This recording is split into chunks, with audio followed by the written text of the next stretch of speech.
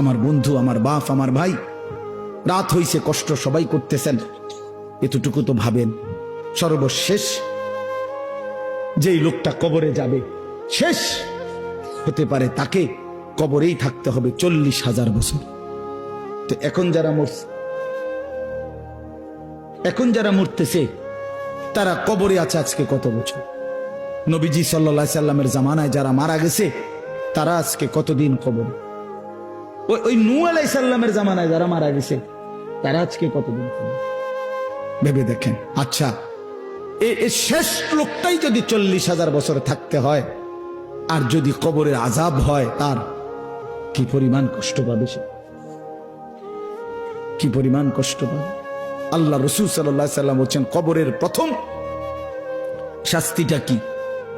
কোন ব্যক্তি যখন কবরের প্রশ্নের জবাব দিতে পারবে না, তখন আল্লাহর পক্ষ থেকে ফেরেশতাদেরকে বলবে, কাযাবা আবদি, আমার বান্দা মিথ্যা বলেছে। ফাআফরিশুহু মিনান নার ওয়ালবাসুহু মিনান নার ওয়াফতাহু লাহু বাবান ইলান নার। আল্লাহ বলবে ফেরেশতাদেরকে, ফেরেশতারা আমার এই নাফরমান বান্দার কবরের মধ্যে জাহান্নামের বিছানা বিছিয়ে দাও, আগুনের পোশাক পরিয়ে দাও, আর জাহান্নাম বরাবর তার জন্য একটা দরজা খুলে দাও।